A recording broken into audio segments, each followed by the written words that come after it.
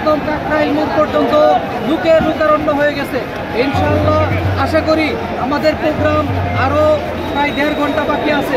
এর ভিতরে পুরো ঢাকায় আজকে লোকারণ্য হয়ে যাবে যে ফিলিস্তিনের সমর্থনে সারা বিশ্ববাসী দেখবে আজকে বাংলাদেশ থেকে লাখো লাখো মানুষ সেই ফিলিস্তিনি ভাইদের প্রতি সংহতি প্রকাশ করেছে। প্রিয় ভাই ও বোনেরা, আপনারা জানেন ইসরায়েলের প্রধানমন্ত্রী কুখ্যাত নেতানিয়াহু যিনি হত্যাযজ্ঞ চালাচ্ছে সেটার সমর্থন সে আমেরিকার পাগলা ট্রাম্প সেও দিয়েছে।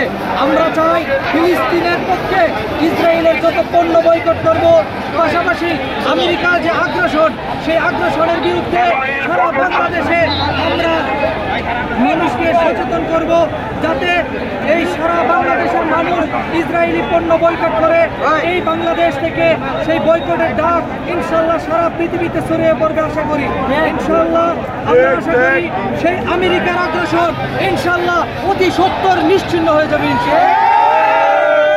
কারণ সেই আমেরিকার কারণে আজকে সারা পৃথিবীতে মুসলমানের প্রত্যেকটা নির্যাতন হচ্ছে। পাশাপাশি আপনারা জানেন যে ইন্ডিয়া আলহামদুলিল্লাহ আমাদের সময়ের পূর্বেই সড়ক নিয়ন্ত্রণ সহকারে ঢাকায় বিভিন্ন গলিতে লোকজন ভরে গেছে, জায়গা হচ্ছে না। আলহামদুলিল্লাহ আশা রাখি আমাদের আজকের আমাদের যে কর্মসূচি ইনশাআল্লাহ এটা সফল হবে এবং আমরা সারা বিশ্বকে জানিয়ে দিতে চাই, ও আমার ফিলিস্তিনের ভাইরা, ও আমার গাজার মুসলমান ভাইরা, তোমরা হয়তো বা রক্ত দিয়েছো, তোমাদের রক্ত বৃথা যাবে না।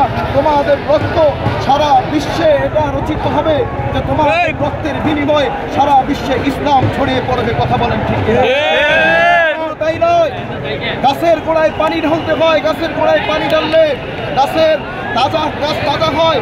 আর ইসলামের জন্য যদি আমরা রক্ত দিতে পারি, ইসলাম আরো মজবুত এবং শক্তিশালী হবে এবং এই ইসরায়েল, এই ইহুদিরা বিপদ যাবে এবং ইহুদিদের ধ্বংস অতি নিকটে। এবং আমরা চাই ইসরায়েলের ধ্বংস না দেখা পর্যন্ত আল্লাহ যেন আমাদেরকে মৃত্যু না দেয়।